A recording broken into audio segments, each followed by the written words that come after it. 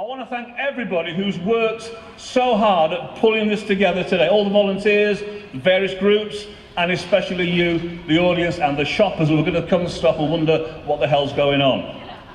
Thanks to Friends of the Earth, but a really special thanks to two really important people.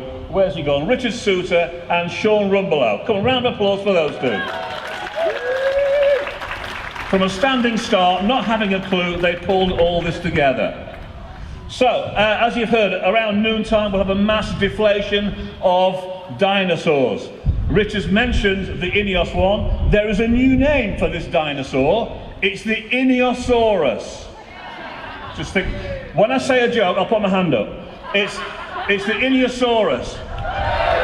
Brilliant, now you know, fantastic, okay. Now before that, we've got a lot of great speakers to listen to. The first one is our local MP in Sheffield Central. It's interesting to note that in South Yorkshire, at the last general election, 65% of the votes cast were for parties that are now opposed to fracking. So South Yorkshire, in the election, said no to fracking. Paul Blomfield is the MP for Sheffield Central. He's also a shadow Brexit minister. If any students here, although it may be too early, he's a long-standing opposer of tuition fees.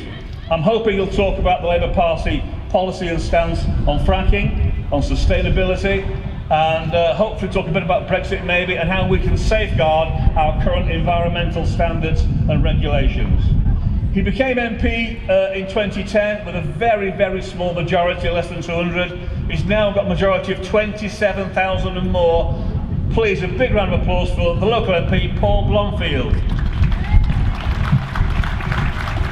Well, thanks very much indeed, and more importantly, thanks to Friends of the Earth in Sheffield here for working with others to ensure that we made our voice heard as part of the International Day that's been called against fracking. It's so great to see so many people here in terms of the range of organisations, the range of different parts of the city and beyond the city in South Yorkshire, because there is real strength in the depth of concern about the government's policy on fracking. You know, this government's policy on fracking says an awful lot about them. On all the big issues that we face, they call it wrong. Now, back in 2015, when they pioneered fracking within the infrastructure bill, kind of don't want to get too techie in terms of the stuff that goes on in the House of Commons, but that was the legislative framework through which they were trying to press fracking forward. As a Labour Party, we work closely with Friends of the Earth, of which I'm pleased to be a member, to try to tackle some of the environmental issues that were of enormous concern. We tabled 14 amendments to the bill that we drafted along with Friends of the Earth that try to deal with the issues about well integrity, about emissions, about groundwater, methane, about protected areas. And we actually won those votes, and the government used a mechanism within Parliament to overturn them. Now, as a party, we've always shared the concern about the environmental impact of fracking, but there is, of course, a much bigger issue. It's the biggest one facing us in politics and in the lives we lead from day to day, and that's ensuring that we effectively tackle climate change.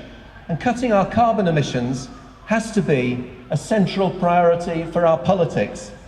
Now, I've been pleased to work over the years that I've been an MP with Sheffield Climate Alliance to push the policies that we need. I've opposed the coalition government when they cut back on solar tariffs, opposed the government when they cut back on onshore wind.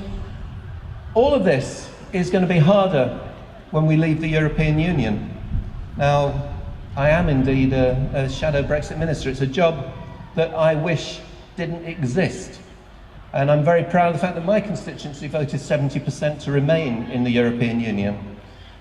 Apart from many of the arguments, the European Union has pioneered policies and put on climate change and put the issue at the very heart of the agenda in Europe. But we are going to need to work harder to drive that agenda on climate change, if we haven't got the legislative framework, if we haven't got the enforcement mechanisms that the European Union provides after we leave in March 2019. And so I worked with Ed Miliband to secure government agreement that the zero carbon emissions target by 2050 that was embedded in the Paris Agreement should be a legal requirement in this country. But there are, positive developments. We should recognise that just 4 years ago, in 2013, renewables accounted for just 15% of energy production in the UK. Just 4 years later, renewables account for 30% of energy production. That is an enormous transformation over 4 years. And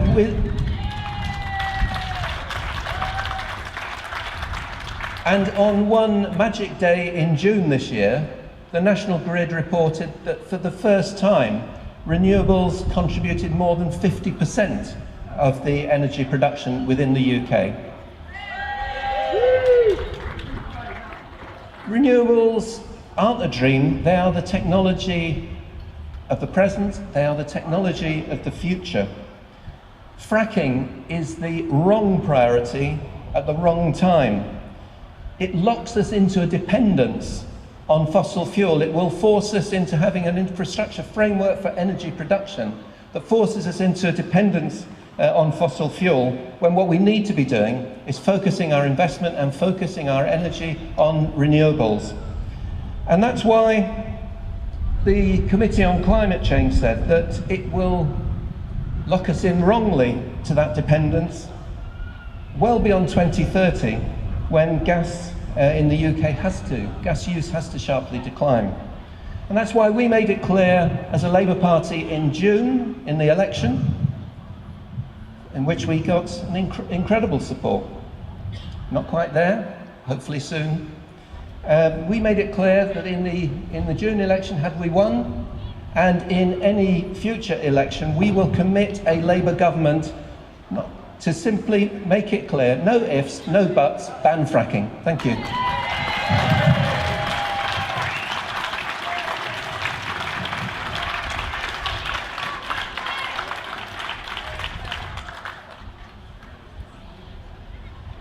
Sorry, caught napping there. Got some hot news in from scientists yesterday. They say if global warming continues at the current rate, by mid next year, Theresa May might actually thaw out. Okay, 1 year ago, a community very near to here got a bit of a shock.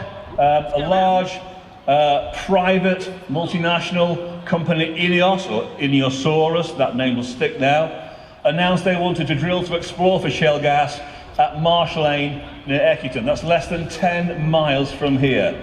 If successful, fracking will follow. In our region, we are now facing 6 exploration wells at 5 sites: Misson near Bawtry, Tinker Lane near Blythe and Retford, Marsh Lane, and now Harthill and Woodsetts in Rotherham. Experts say that if they can have as many wells as they want to get, there could be up to 90,000 wells across the north of England. INEOS have admitted themselves that in an area 10 kilometres by 10 kilometres, they want up to 400 wells. So, to tell us about the year-long fight against INEOS at Marsh Lane, and how people can support Marsh Lane and the other communities and those others that may be under threat in the future, please welcome a good friend of mine now, the Chair of Eckington Against Fracking, David Kestevan. Thank you, David. And thank you, Friends of the Earth, for giving me the loudest PA I've ever spoken into. Wasn't quite a year ago, it was January the 7th last year, my life changed. It was a text from, well, it was a Facebook message from Dave Burley, and it said that they wanted to drill at Marsh Lane. And it was just up to then, global warming is this really strange thing that is affecting us all.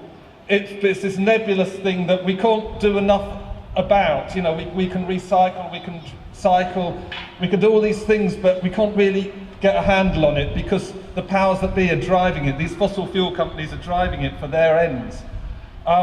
It's what can you do? But then all of a sudden it was there. I'm lucky. I live about 1.5 miles from the well. Because it's on the top of the hill, I'll be able to see it from my bedroom, from my bathroom, from the garden. I'll be able to hear it. But my friends live 300 metres. Tracy has got a rose nursery 300 metres from the well. Richard and Lynn, they live 300 metres from the well. Cassie's little girl goes to primary school 400 metres from the well. They will not only be able to see it and hear it, they'll be able to feel it and smell it. And they'll drill for 3 months to get to the bottom of that hill, 24/7 for 3 months. And when you go to these Dave Burley's talks, he tells you about how bad fracking is. Yeah, we know, we're going to get ill. And knowing that is coming, you know, if we're going to win fracking, you know, we've got planning coming up, we've got to win planning, because otherwise they'll do it. They're going to make us ill. They're going to take our communities, and they're going to ruin our roads. You know, all those trucks going to come down the country lane where at the moment we have cyclists, we have horses, all that's going to go unless we stop them. And when you know that it's all for this multinational company that's got more money than they need, and they're just doing it for greed, when the solution is renewable. We know all the answers, it's just so frustrating. Because the answers are all there, but the fossil fuel companies are driving the arguments the other way. And it's like we're in this battle, and we can never do enough. You know, I wake up, I look out the window, that's where the well's going to be. And you just can't do enough in the day, and you sit down at night and say, is there something else I could have done? Because it's this battle is so strong, and it's like you're playing a game with somebody, except they know the rules and they've got more pieces than you. And they keep changing it. The Infrastructure Act 2015, we didn't know. And then you look round at it and it says, oh yeah, all those protections you used to have in law, they don't exist anymore.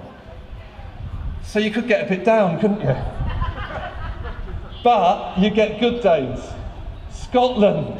Yes! Scotland did it. Ineos. They've got a plant in Grangemouth, 40,000 jobs. They must have been leaning on the Scottish nationalists like hell. And they said, no, we're looking after our people. We're not looking after the multinationals. Germany have done the same. You know, they said in 2015, their groundwater is more important. And I mean, if anybody could make fracking safe through regulation, you'd think the Germans would be able to do it. But you can't make fracking safe, and we can't allow it. You get other things. I was driving here, and a car pulled out in front of me, nicely, and had no fracking way on the back door. You know, we are building a movement. I was up at Kirby Misperton Sunday, and someone said, oh, I've got friends moved down to Marsh. And he says, you've got no fracking way everywhere. Yes, we have. Yes, we are winning. 2 weeks ago, well, 3 weeks ago, I don't know, it's a bit of a blur. But we had a rally up the field because Lynn is 200 metres from the well. She let us have our field, and we got 750 people in that field saying no fracking way. Possibly the biggest no fracking rally. And the government know this, they're getting cold feet. We are actually on a roll. We're actually winning, and we are actually going to win this. And we're going to win this by public shows of support, what this is, and it was going to happen in Eckington. And it's not just Eckington, it's Hart Hill, it's Woodsets. They're facing exactly the same as we are. You know, but we're pulling together. On Thursday I talked to Cresswell, because Ineos are doing a great job at recruiting for us. They're recruiting for the environmental movement by seismic testing all this area. They've got these thugs driving around in trucks, smashing up the roads and making your drinking water turn brown, and all that rubbish is going on. And when that happens, people get wise, because fracking is so huge they can't hide it anymore. And so, anyway, I thought as a way of wrapping up, because shouting's good, innit? Makes you feel better. So I'm going to ask you 5 questions, and the answer of each one is written on my t-shirt. Right, so, are we going to accept drilling in Marsh Lane? No! Good way! Good. Are we going to accept drilling in Hart Hill? No! Fracking way! Right, are we going to accept drilling in Woodsets? No fracking way! Are we going to let them destroy our health, our roads, our environment, our way of life in order to vertically integrate the supply chain of a plastics multinational for a product we don't even want? No fracking way! Are we going to accept defeat? No fracking way! You're awesome, thank you.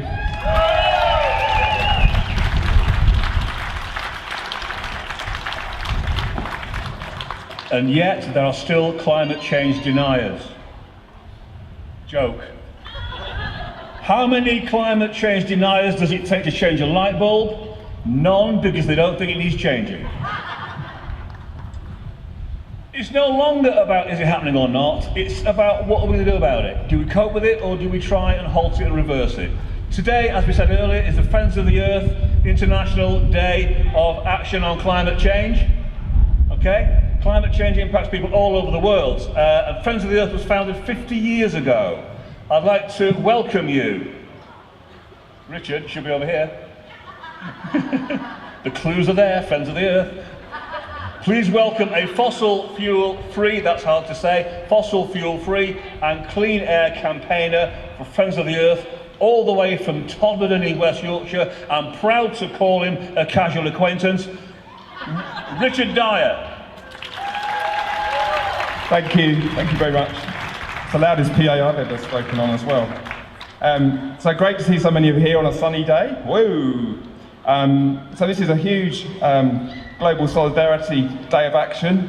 There's something like 130 groups in the UK doing stuff, as well as here in Sheffield. And across 6 continents, Friends of the Earth groups from Indonesia to Germany to South Africa to Palestine are doing events like this. So you're not alone in this fight. Our voice is united about keeping fossil fuels in the ground. And we know that more than half of fossil fuels reserves that we know about simply can't be burnt. We also know that vested interests want to burn those. They've got a big profit incentive to burn those, and we need to keep fighting that. But I have optimism as well, because I think some things are going in the right direction. We've already heard that a quarter of our electricity is already coming from renewable energy in this country. That's up from 7% only 7 years ago. So things are moving in the right direction. And when you look at the economics of renewable energy, our clean energy future, the arguments are undeniable. Even Donald Trump is going to get this eventually, I think.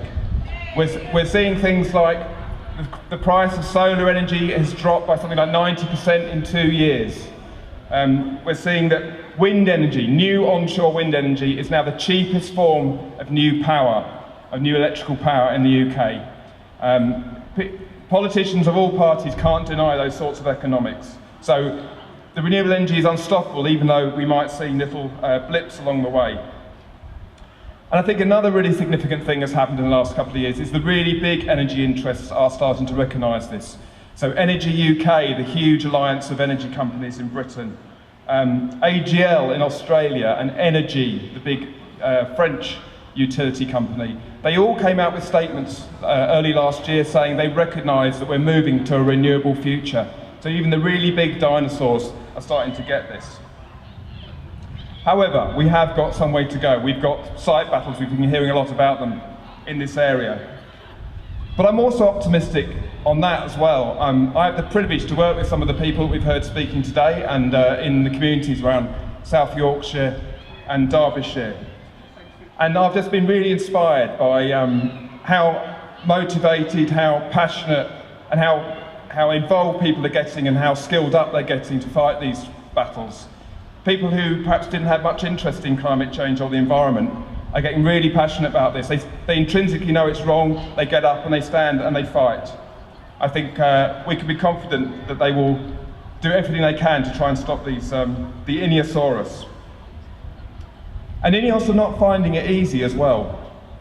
About a year ago or so, they said they wanted to be drilling, they wanted to be fracking early next year. They said they wanted to have 30 test drills in place in the planning system by January of this year.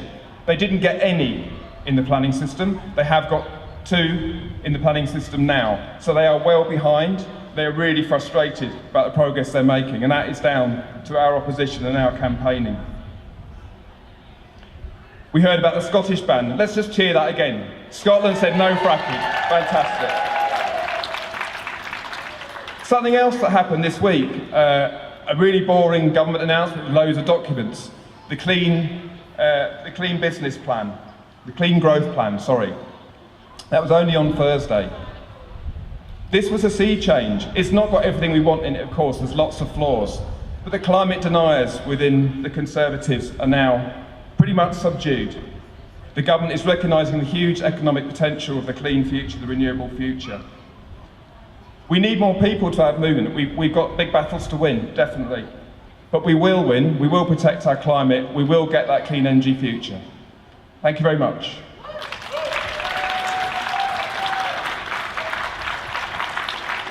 Thank you, Richard.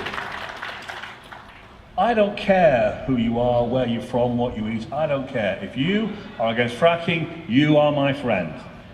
And you can buy me a beer later. Now, one of our speakers has failed to arrive. I'm sure there's a good reason for that. So we're changing things around a bit. Now, employers can play... I'm going to read you a quote now. Employers can all play a part by using resources more thoughtfully, reducing waste energy use and recycling. That comes from Unison. The guy from Unison can't come here today, but we do have someone to talk, give us a talk on a union perspective. We've got I'm going to get this right, the president of the Chesterfield and North Derbyshire Trades Union Council. Some of you may know him, James Eden. Thank you, Dave. And can I first bring the greetings of the trade union movement across the country to this event and to anti-fracking events taking place across the country. The support of trade unions for anti-fracking is vital, and we in the trade union movement have a job to convince those few remaining trade unions that aren't yet convinced of the argument, and to win an active argument for active trade union involvement in the anti-fracking movement across the country. So I want to here salute the brave anti-fracking campaigners we see here in our local communities in South Yorkshire and North East Derbyshire. It's been a great privilege of mine over the last few months to spend time up at Marsh Lane, in Clay Cross with the Merritt Protectors, who had a fantastic campaign on the gates of Merritt, stopping fracking equipment getting out, putting themselves on the line, getting arrested by the police, standing up to that oppression. It's a great, great privilege to be involved with them. Now,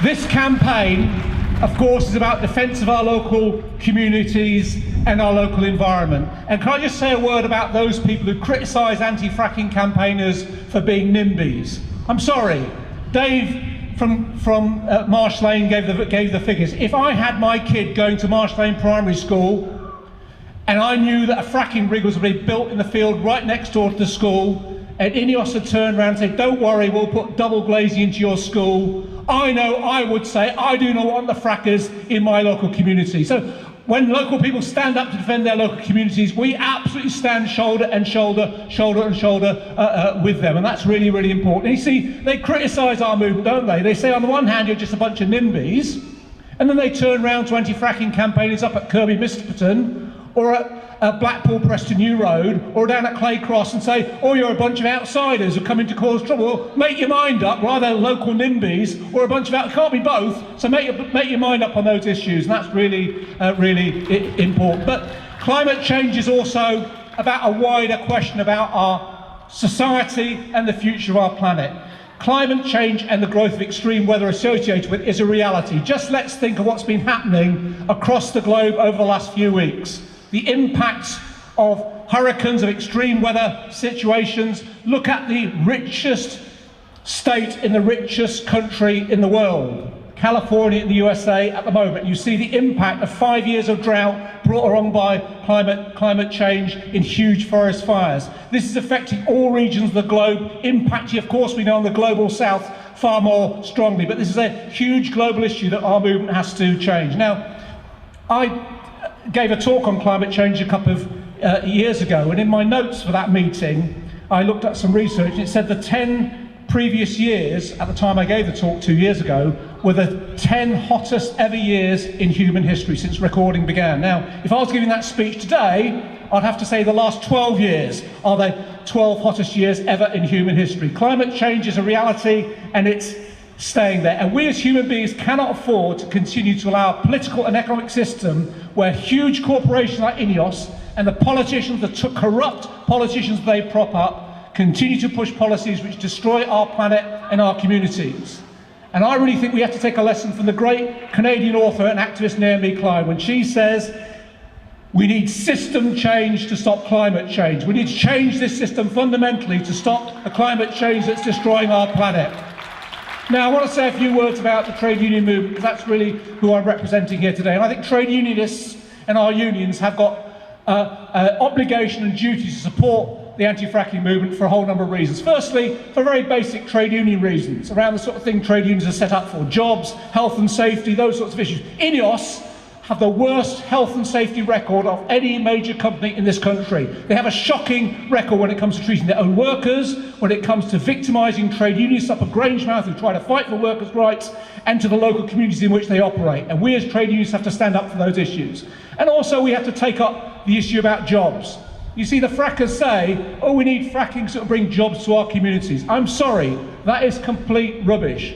If you look at the experience of the United States, in those areas where fracking has been introduced, the number of new jobs introduced by fracking is minimal, and the disruption caused to already existing employment is massive. Fracking drives down jobs. We need real jobs, climate jobs, green jobs, and that's why absolutely we support the trade union campaign for 1 million climate jobs. Real jobs, skilled jobs, jobs for our young people in those technologies of the future that will make our planet a safer place to live in. And for all those reasons, our unions need to support the anti-fracking campaign. I want to have just a quick word about divestment as well, because I see the stall from Sheffield at the back there. We need to support and argue inside our unions for an active divestment policy. In Derbyshire, the biggest pot of money in Derbyshire is the local government pension fund, which is run on behalf of tens of thousands of existing and former local government workers in that county. That's the same in every borough across the country. We need to fight and argue for those pension funds to divest from the polluting fossil fuel companies that they do, and to invest in green technology and to invest in green investments. And that's an argument we need to take up inside our local government unions and push that argument very clearly. So that's the first reason why unions need to support the anti-fracking campaign. But trade unions also have a long and proud history of fighting and campaigning on the big moral issues that face our planet and our communities. I'm of a generation who came into trade union activity through the great anti-apartheid struggles of the 80s and the early 90s, where our trade unions were at the centre of campaigns to boycott, to protest against apartheid in South Africa, and that's a great tradition that our unions are in. In this great city of Sheffield, we have a fantastic tradition in our working class movement of organised working people standing up for what is right morally. We can go back to the fantastic struggles of the 18th century, where Sheffield workers were at the forefront, workers in the steel and cutlery industry at the forefront of the campaign to end slavery in the American states, where tens of thousands of Sheffield workers marched to this very square here to raise their arguments in demand for the end of slavery. Our unions and our workers' movement have an obligation to fight on those issues. And trade unions also have to stand up for our own experience for the right to protest and organise. And one of the most worrying issues that faces the anti-fracking campaign is the use by INEOS and the government and some shockingly local authorities of punitive laws to criminalise anti-fracking protests. That's an absolute disgrace when that is used. INEOS's injunctions against the anti-frackers are a disgrace, and we absolutely stand shoulder to shoulder with those campaigners currently taking cases to the High Court to challenge INEOS's injunction. I want to say a word also about our local Labour councils. It's fantastic, and Paul spoke earlier about the Labour Party's position. It's absolutely brilliant that Jeremy Corbyn has won the Labour Party to a clear anti-fracking position. That is something brilliant. It's absolutely fantastic that John McDonnell 2 weeks ago was stood on the front line in Blackpool at Preston North Road, standing shoulder to shoulder with the anti-frackers. But I have to say to our local councils, you have to stand up to the plate as well, to take a clear stand against fracking. Where there are local authorities, some Tory control, some Labour control, which are the planning authorities, you need to stand up and make sure that you do not give planning authority to local frackers. If, as in Lancashire, the local authority takes that position and the Tories overturn it, well, bring it on, as the people in Blackpool have done. We then have to launch massive campaigns to stop the frackers coming into our communities. And I think that is a really, really important issue. And I'm just coming to an end now. Look, as a movement, I think it's fantastic what's happened. Look around North, there are group after group after group, local community after local community taking up the anti-fracking cause, and that is absolutely fantastic. And as a movement, I think we need to stay active and we need to stay mobilised. There's a range of tactics and campaigns inside our movement, and we need to keep up the work that we've been doing and to really build on that work that we've done. That means more marches, more protests, more lobbies, more discussions with friends and families and neighbours, more educating, more putting the case, and yes, more direct action. Because when it comes to it, as up in Kirkby Misperton, we need to organise that effective action to stop the frackers coming and doing what they want to do inside our communities.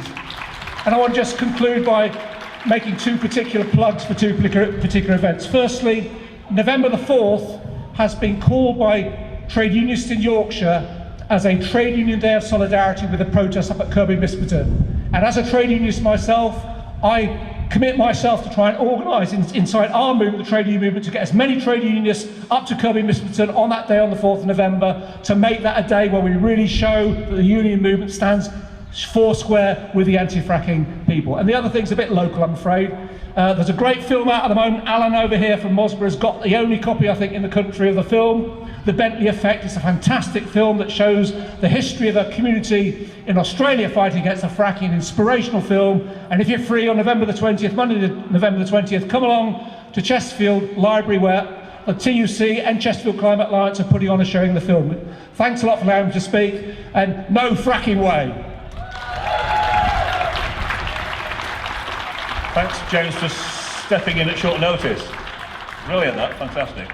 I first saw a couple of guys from INEOS. I saw Peter Riley at Harthill. I saw, what's his name, Tom Pickering, Mogadon Tom, at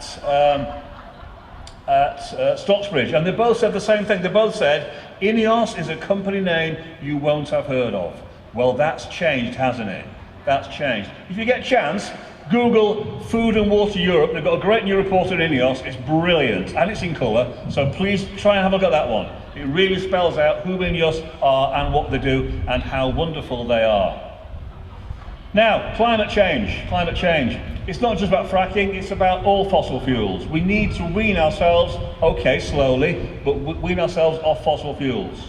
Certainly coal is going. We need to make sure we don't replace that with shale gas. Fossil fuel companies serve to exist one set of people, and that's their shareholders.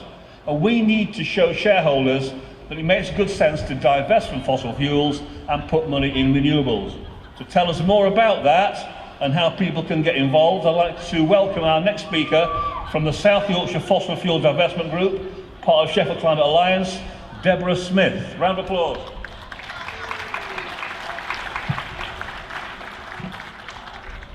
Hello, I'm going to try and keep it pretty short. You've all been standing here for a while listening to all the other amazing speakers that we've had. So I'm from South Yorkshire, fossil free. We have a little stall over there with a wonderful quilt that you can get a photo taken of yourself being against the evil frackers. We also have dinosaur biscuits and dinosaur balloons, which are always popular. And so we are involved with the anti-fracking campaigns as well. We go on the marches and the rallies at Marsh Lane, in Preston New Road. But our current campaign is focused more on divestment, which is kind of the more shadowy, behind-the-scenes side of keeping South Yorkshire fossil-free.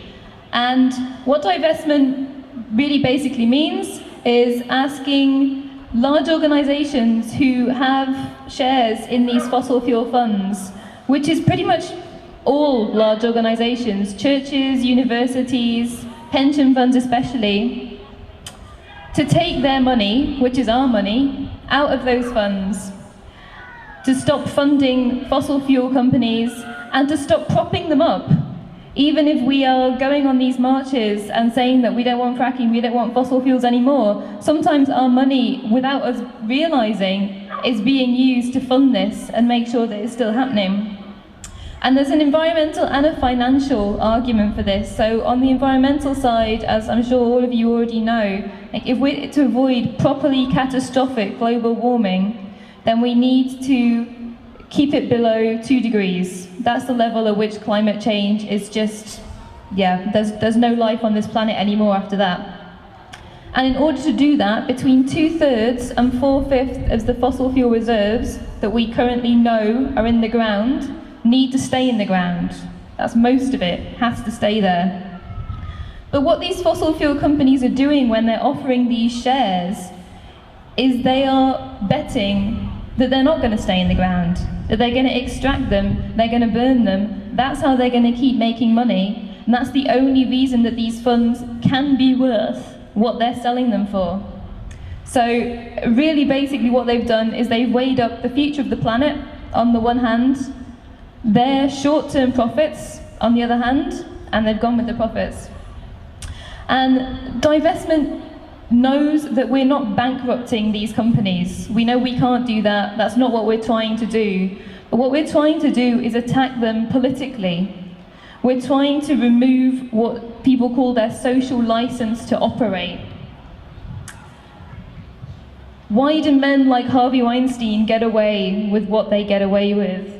Because people say it's the culture, because people keep quiet, because people kind of know that it's happening, but it's not right in their face, and so they choose not to look at it. But it's that kind of social license and that kind of political impact that divestment has that has been really successful in the past against other forms of oppression, like apartheid, like incarceration, like Darfur. And it's because the politics is the arena where we really think we can have like the most impact. It's not the technology. The technology for renewables is here already. Financially, as you've heard already, wind power is a lot cheaper than a lot of fossil fuels. It's recently become cheaper than nuclear as well. We don't need to be using fossil fuels. We don't need to be using nuclear. The only thing that is holding us back is the politics and the culture. And like with anti-fracking, we feel like the tide is definitely with us as well. So this year there's been so many positive stories of massive divestments. The Trade Union Congress recently came out in favour of divestment. The Catholic Church made a record divestment of their funds all across the world.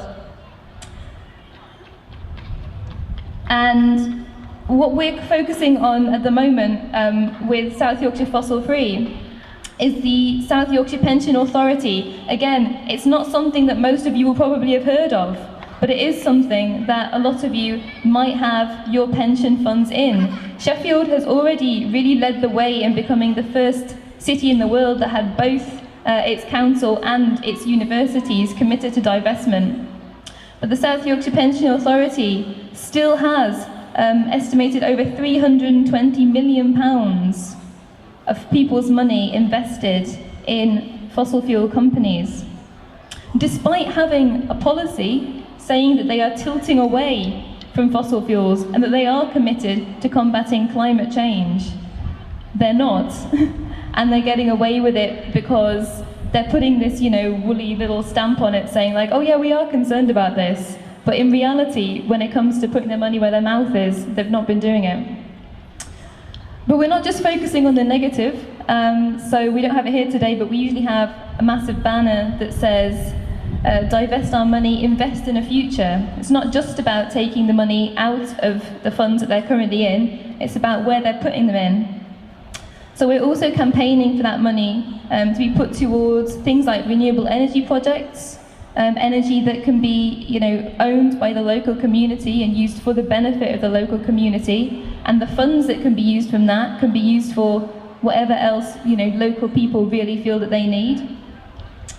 and also anything else that will benefit. So housing, affordable housing, genuinely affordable housing, not housing that somebody in Westminster thinks is affordable, or that a housing company thinks they can call affordable because compared to, you know, something else, maybe it is. And because they're sustainable projects, they're going to deliver sustainable financial returns as well. It is a massive financial risk to keep investing in fossil fuel funds. International agreements on climate change means that the reserves these companies are gambling on have to be left in the ground. And it's not just wishful thinking to imagine that they will be. It's not just people who might come to this rally who might hope that they will be. The Bank of England and the World Bank have both publicly acknowledged that the vast majority of reserves have to stay in the ground. They are unburnable. And that fossil fuel divestment is imperative for financial security. It's the only common sense option. And that is an argument that will convince a lot of people, and a lot of people who would not come to something like this, who might not otherwise be involved with anti-fracking or anti-fossil fuels. And it should be a cause for concern, particularly for everyone in South Yorkshire, whether your money is in the pension authority or not. Because if it doesn't divest in time, before these funds do collapse, then it's the local authority budgets that are already squeezed, that will be squeezed even further to try and make up the shortfall for that. So we can give you advice about writing to your local councillor, asking them to put pressure on the South Yorkshire Pension Authority. A number of them will be on the board. They've got an AGM coming up just next week, which we're going to be at. We've been meeting with a lot of them as well in the run up to that, and people have been very positive so far. But the more pressure that we can put on them, the better. They need to know that their constituents, the people who they're accountable to, care about this and won't shut up about it. And if you or anyone you know has your pension with the South Yorkshire Pension Authority, that's even better. You get a direct say in where your money is invested. You get to ask questions at the AGM. So come and talk to us about the various things that we do and how you can get involved, and you can even have a dinosaur made out of balloons. Thank you.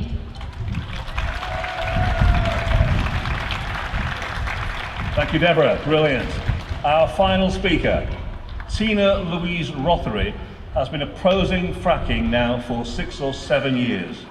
She helped form the Lancashire Nanas, a formidable anti-fracking group, on the basis that if you're an old person knitting, sat down in front of a truck, they can't do much about it. Well, as we saw this week, that's not quite the case. She's been taken to court by a quadrilla. They tried to cost her some money. She said no. They tried to put her in jail. The judge said no.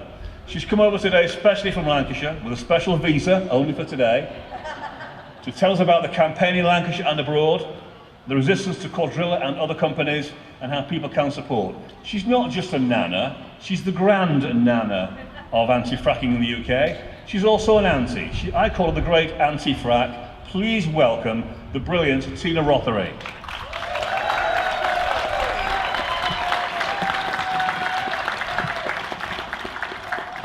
I always think it's better if we answer a question before lunging into a conversation.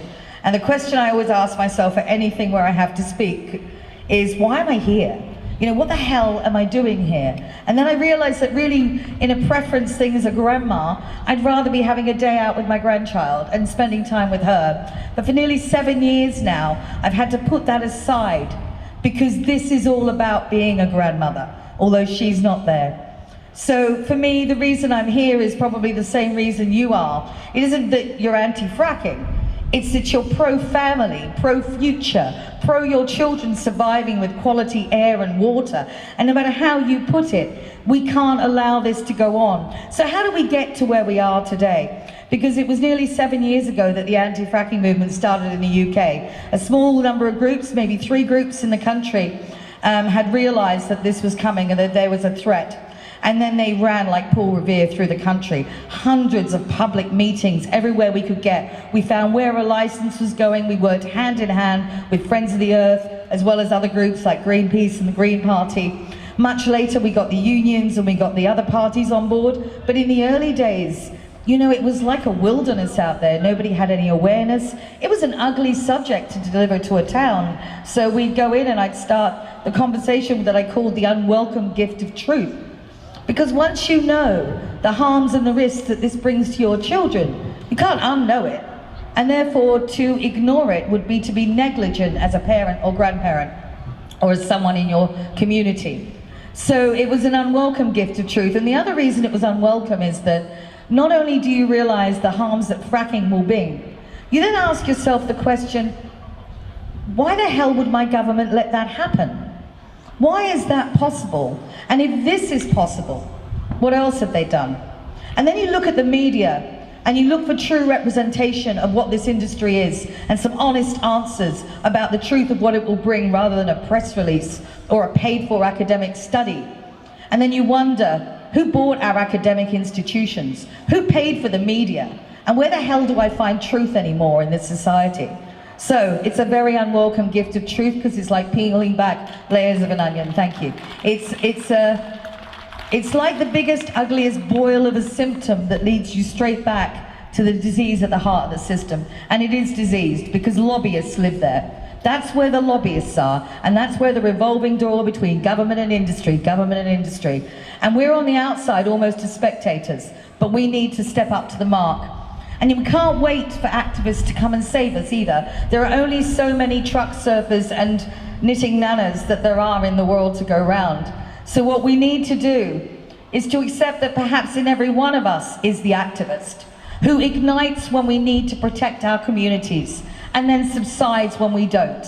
So that it isn't one team of marauding people traveling the country. It's all of us exactly where we are, being a NIMBY, because where do the children play? They play in the backyard. And if we protected them, we'd be fine. So, but on a happy note, let's look at this. In 7 years, I have a tabard, my tabard that I wear when I'm being nana, and it has a tick for 2011, 2014, right through to this year. For every year they didn't frack yet, because they didn't frack yet. They're doing test sites, they're sticking drills in the ground, they're doing what looks like intrusive work, and it is intrusive, but they've achieved nothing. They have produced no gas, as evidenced by the share prices on the ones with shares. INEOS, this dinosaur of a thing, is a different case altogether because it's private. But take where we are in Lancashire, for instance. We've been at the roadsides since January 5th this year, and we're stopping Quadrilla. And it's actually not as hard as you think, because Quadrilla has some really soft spots. The Lancashire rain, it's beautiful. They're swimming in it. There's water above ground, water below ground, the drills aren't gripping. There's all these disrupted people, many of them very elderly, who move slowly and thus make trucks move slowly, which is really useful. And on top of that, we spoke to our suppliers. So we found out in the early days, if you slow a cement truck, it's more effective than every other truck because the cement goes off, it has to return to base, and it costs them money. That was actually a little bit of insider information that one of their employees gave me. He said, Tina, you're stopping the wrong trucks. Go for the cement ones. I was like, oh, yeah. So we did. And then another piece of information came to us about which was the next cement company looking to supply. So we phoned them. And we don't do it like a threat.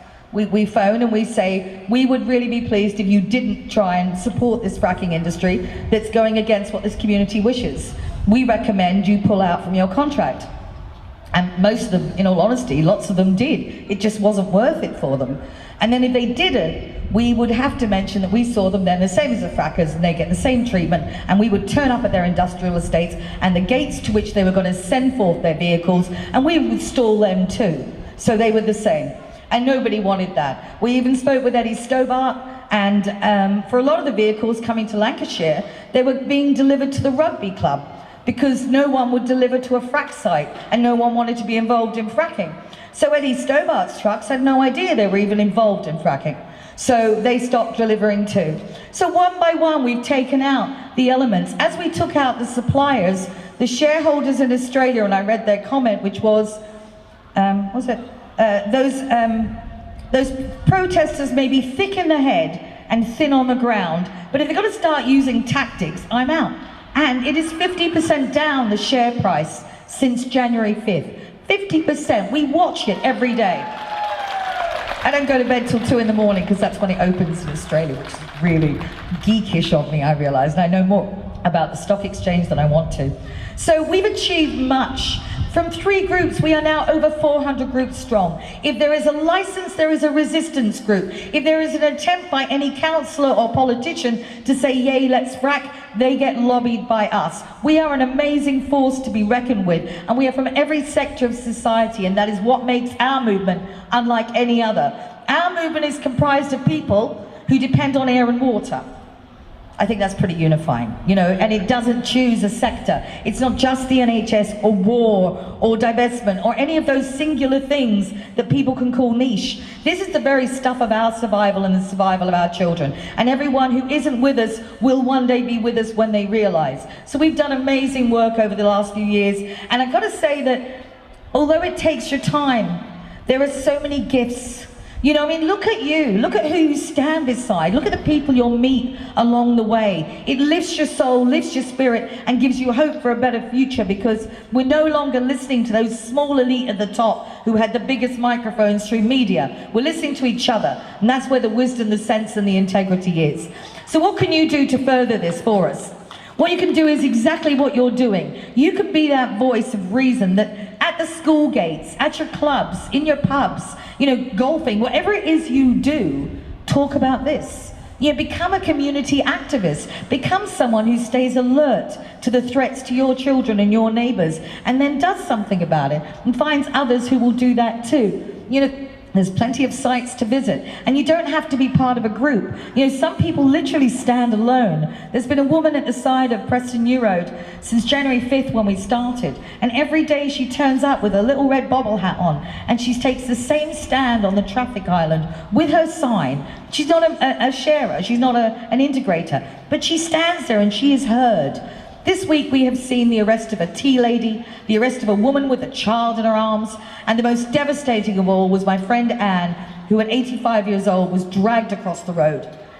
What this risks doing, though, is turning this, as the government would like it to be, into a battle between the police and rowdy activists, even if they are 85 years old and very dignified. And that would then steal the conversation. But we will not be put down by this, and we will not fear it, and we will not allow it to take the air, because one line behind the police, who are just a buffer, are the real enemies. And we must always maintain our focus on them. So whatever they throw at us, they can throw it, because nothing will be as bad as fracking. So it doesn't matter. So they may drag Anne, but she'll get up tomorrow and do the same thing all over again, because it's still not fracking yet and we're still winning. So bloody yay us. Thank you.